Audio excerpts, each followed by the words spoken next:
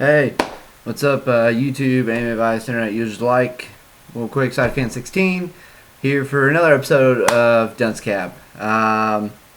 Today, gonna get right into it, and what I got for you for this episode is Fairy Tail Part 2. Or whatever it is, the DVD Blu-ray combo pack from Funimation, and this covers episodes 13 through 24.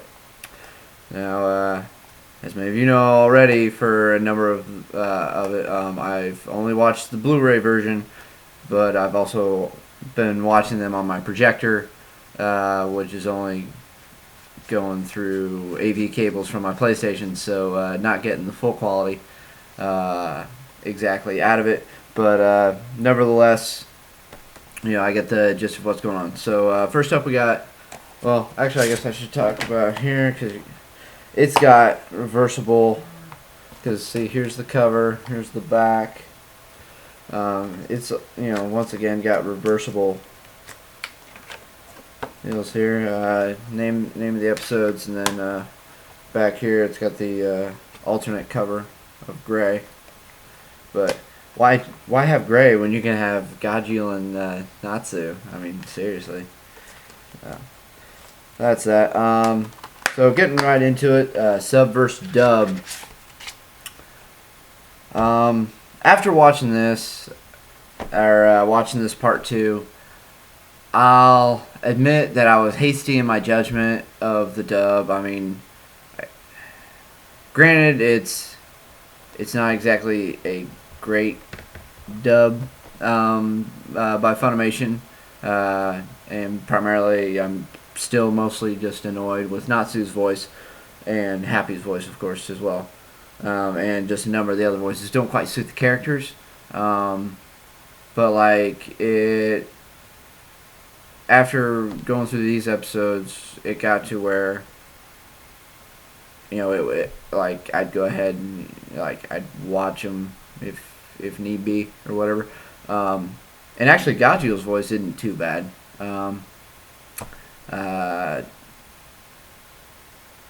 Chris Abbott already voices Elfman, so I guess it would be kind of weird if they also had him voice Gajil, and so someone else does. I forget who exactly, but I mean, his voice is not bad. Anyway, and of course the sub is fantastic. I love the sub. So there you go on that. The story. Right? Oh no, animation. Duh. Animation. It's the same as last time. It's I really enjoy the animation style. Some people find fault in the animation style, saying it's too much like some other of the big four. Yes, especially now with Bleach over and whatnot. I was just in Naruto, or at least the manga, getting close to, I think closing in on the end.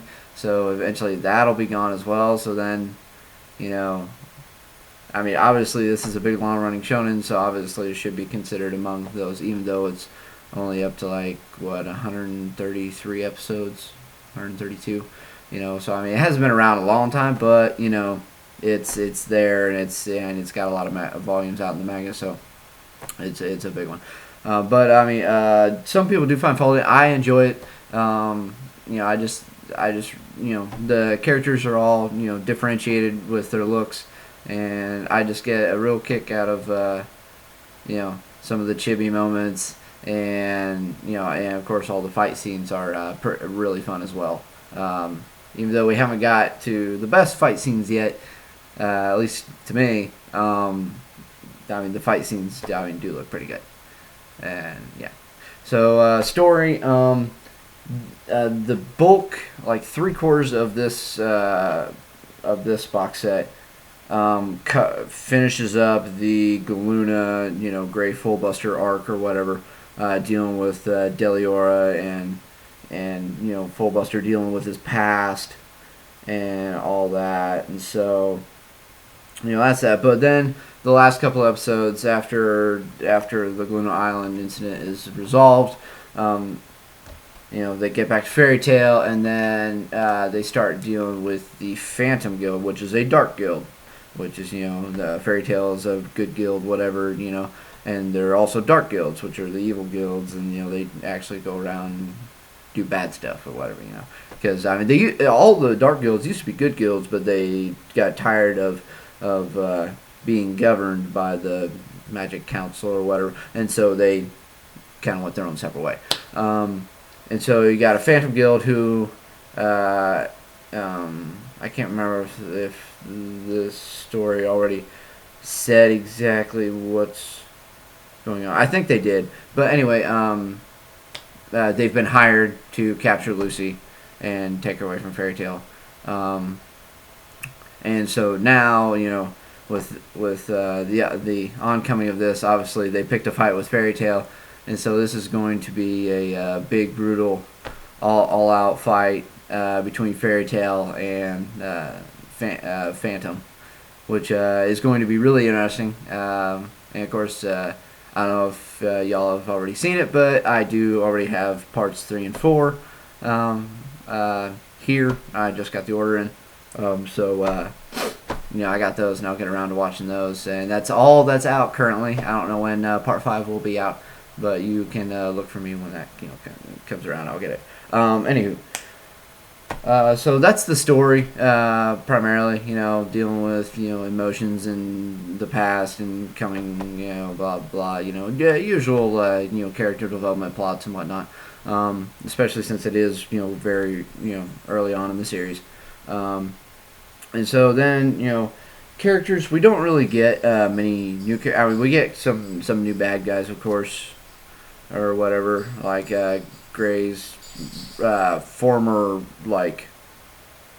buddy or whatever, because they had the same teacher.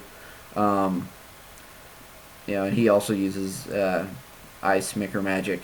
And so he's in there, and then he's got his minions, and there's some other plots afoot, of course, and then of course the other new characters. You have some members of the Phantom Guild, especially Gajiel, who is as of course many of you already know. He is also uses Dragon Slayer magic, except he is his iron type magic. So his is pretty neat, and he's definitely a different character. I mean, you don't really get to know much about him from this. Obviously, there's only like 3 episodes of this box set dedicated to the start of the arc, but you get to find out a lot, just more about him as time goes, and so he's definitely an interesting character, to say the least. But otherwise, there really isn't much new, except for they have the Element 4, which Gajiel is one of the Element 4, who are Phantom's top 4 or big 4 fighters. That all use some really strange and powerful magic. And so and so anime versus manga. See what I have through volume 4, and let's see, where was volume 4? Where did volume 4 end up?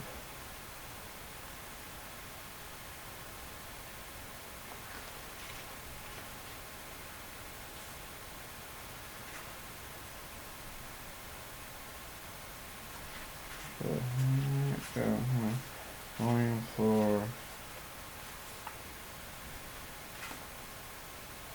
Okay, volume. Of course, I think I have. No, actually, I don't have any other random volumes of Fairy Tail later on. But volume 4 does cover into part of this.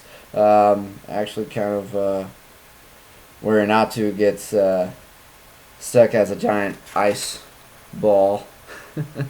And so that's basically where volume 4 ends, and so volume 4 goes with that, and it goes pretty dang well with the manga. I mean, of course, obviously there are a number of couple episodes here and there of small little story arcs or whatever that are filler in the anime, but as far as like sticking to the material, when the material is part of the series. They go pretty well right along with it, and of course, not really much changes in the script, which is of course fantastic. And so that's really about it. You've got my thoughts on the dub and the animation. And of course, the story, the characters. I mean, of course, there are a couple of new characters in each set or whatever. But I mean, a number of them, of course, have become recurring. So they're really right now, and too much to talk about because also a number of the new characters. You've only had a couple episodes to sort of get a glimpse of them. You don't really know much yet. So when I review part 3 and 4, I'll be able to talk a lot more about a number of different characters. So that's kind of what I got for this time. So. Woohoo. Hey, be sure to, comment, and like, subscribe, share, favorite, however you feel like doing it. And yeah, so of course you can find me, as SaudiFan16 here on YouTube, over on Anime Vice, and of course also on ForumString, where you can ask me questions, kind of about this, that, whatever. Yeah. And then, of course, you can also find me on Twitter, where, of course, whenever I upload a new video, it gets tweeted, and I do a bunch of random stuff that also has totally nothing to do with anime and manga, and, of course, a number that also do, so it kind of varies. But, hey, it's also my own personal Twitter, not just what I use for my blog and whatnot. So, and that, of course, is at BILDO_88. So that's that, and so I'm SaudiFan16. Hope y'all enjoy this. Made it a little shorter finally. So I'll talk to you guys later, and have fun. Peace.